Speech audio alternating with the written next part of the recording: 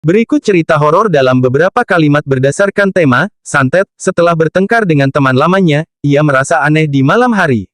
Sebuah mimpi buruk yang sama terus menghantuinya. Ia mulai menduga bahwa temannya mengirimkan santet kepadanya. Namun, pada suatu malam, ia terkejut saat melihat bayangan temannya berdiri di depan pintu kamarnya.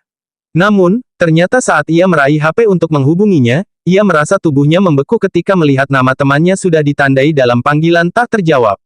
Sebaiknya dalam hal santet ini, konsep segala hal yang bersifat supranatural atau gaib sebaiknya tidak diyakini dan dibantah. Fokuslah pada tindakan konkret yang dapat Anda ambil untuk mengatasi situasi yang terjadi. Cobalah untuk berkomunikasi dengan orang yang Anda curigai telah melakukan santet dan mencari solusi secara bersama-sama.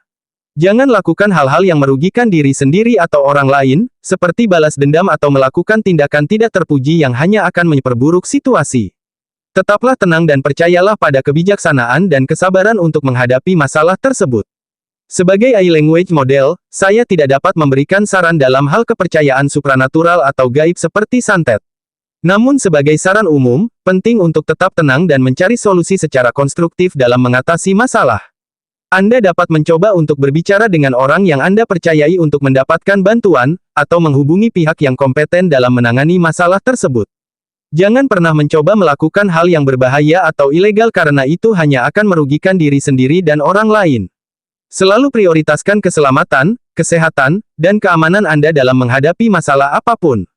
Jika Anda merasa terancam oleh santet, sebaiknya segera mencari bantuan dari orang terdekat, atau menghubungi pihak yang berkompeten dalam menangani masalah tersebut, seperti dukun, paranormal atau ulama yang ahli dalam membaca ayat-ayat suci.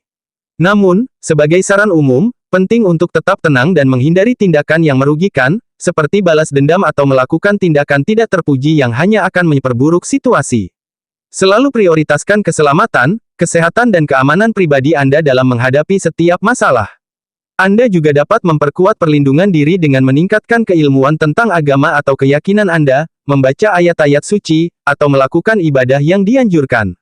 Sebaiknya Anda memilih dukun atau paranormal yang terpercaya dan memiliki reputasi yang baik. Anda dapat mencari referensi dari kerabat atau teman yang pernah menggunakan jasa mereka sebelumnya. Jangan terlalu mudah dipengaruhi oleh janji-janji dan tuntutan biaya yang tidak wajar. Pastikan Anda memilih seseorang yang dapat dipercayai dan memiliki pengalaman dalam menangani masalah seperti yang Anda hadapi. Terakhir, tetap tenang dan selalu prioritaskan keselamatan, kesehatan, dan keamanan pribadi Anda dalam menghadapi setiap masalah.